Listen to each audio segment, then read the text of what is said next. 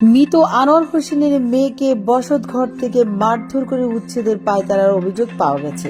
আমার কাকা আজকে 15 দিন আমার শান্তিতে থাকতে দিতেছে না, বারবার লোকজন নিয়ে আসতেছে। উনি বলতেছে আমি বাড়ি ছাড়ি দিতাম, আমি আমার বাবার বাড়ি থাকি, আমি বাবার বাড়ি থেকে চলে যাওয়ার জন্য উনি আমাকে অনেক ভয়ভীতি দেখাইতেছে। গতকালকে আমার গায়ে আঘাত করছে। নোয়াখালী সদর উপজেলার 6 নং নোয়াখালী ইউনিয়নের 3 নং ওয়ার্ড কালীতলায় বসবাস করে মৃত আনোয়ার হোসেনের মেয়ে মারজান আক্তার রাখি। স্বামী মোহাম্মদ রনি, গ্রামের বাড়ি লক্ষ্মীপুরে। রনি কোনো জমি জমা না থাকায় অনেকটা বাধ্য হয়ে স্বামীকে নিয়ে পিতার 3% পৈতৃক সম্পত্তিতে অসহায় অবস্থায় কোনো মতে বসবাস করে মারজাহান। কিন্তু চাচা মোহাম্মদ মনির হোসেন ভাইয়ের মৃত্যুর পর ভাতিজি রাখিকে মারধর করে ভিটেমাটি ছাড়া করার পায়তারা করছে। আমাকে এই পর্যন্ত 4-5 বার আসি, যেমন আমার গায়ে হাতও তুলছে, তো এমন আমার লোকজন লাগাই দিয়েছে। আমার কাকার নাম হচ্ছে কিরণ, মনির আহমেদ কিরণ। উনি আসছে এবং কিছু পোলাপান বকাটে পোলাপান নিয়ে আসি আমার ভয় দেখায়, বারবার ভয় দেখায়। আমি এগুলা 2-4 জনকেও জানাইছি, এলাকার প্রতিনিধি জানাইছি।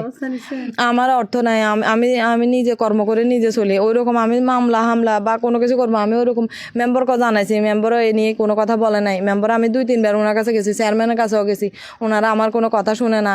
ওনারাও এটা বলে যে আমরা মেয়ে হক পাবো না, বা আমরা মেয়ে দেখি বাবার কোনো ইয়ে না। এ কারণে আমি অনেক হয়রানি হইতেছি। আমি আপনাদের দেশের কাছে আমি সাহায্য প্রার্থনা করতেছি। তার সাথে ফুফাতো ভাই সাকিব সহ গত 24শে নভেম্বর সকাল 11টার দিকে হামলা করে বসত ঘরের আসবাবপত্র বাইরে ফেলে দেয়।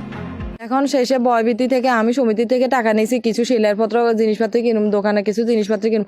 আমার ওই টাকাটা ফোলা ফাইন্ডে দিয়ে কালকে হাতায় নিয়ে গেছে। এখন আমার আমি যে ঘর থেকে বাইরে আমার কাছে ওই অর্থও নাই। আমি কালকে শেষে একজন থেকে কিছু টাকা ধার নিয়ে আমি যাই অভিযোগ করছি। আমি আজকে 15-20 দিন আমার হয়রানি করতেছে। আমি টাকা নাই, পয়সা নাই, আমি আইনের আশ্রয় নিতে পারি না। এই কারণে বিষয়টি নিয়ে নোয়াখালী সদর থানায় মারজান আক্তার রাখি একটি অভিযোগ করে। অভিযোগের সত্যতা পাওয়ার পর থানা কর্তৃপক্ষ আইনগত ব্যবস্থা নেবেন বলে জানান। অংশীদার আমার বাবা মারা গেছে, এখন বলতেছে আমরা নাকি কিছু পাবো না, আমরা 6 বোন, এখন আমরা কিছু পাবো না। এই জন্য আমাকে উনি বলতেছে আমি ছাড়িয়ে চলে যাওয়ার জন্য। যখন আমি ওনারে বলছি যে আমি কেন ছাড়িয়ে দেবো, এটা আমার বাবার বাড়ি, উনি ওনার ডাইন হাত দিয়ে এক শর্ট দিছে। দেওয়ার পর আমি ওনার বলতেছি বাবারে আপনি আমার এইভাবে করতেছেন। তখন উনি চুলচাবি দৌড়ি, এক হাত দিয়ে চুলচাবি ধরছে, আর এক হাত দিয়ে গলা চাবি ধরছে, বলছে জি। এখন আমার বলছে তোর যদি এখন মারি তোর জন্য কে আসবো, তোর কোন বাবা আসবো, আমাকে দেখা দেখি, আমার যদি দেখাতে পারো তো একটা হেনস্থ হবে। পরে আমার বাচ্চারা কান্নাকাটি করছে, আর পরে আমার ছাড়িয়ে দিছে।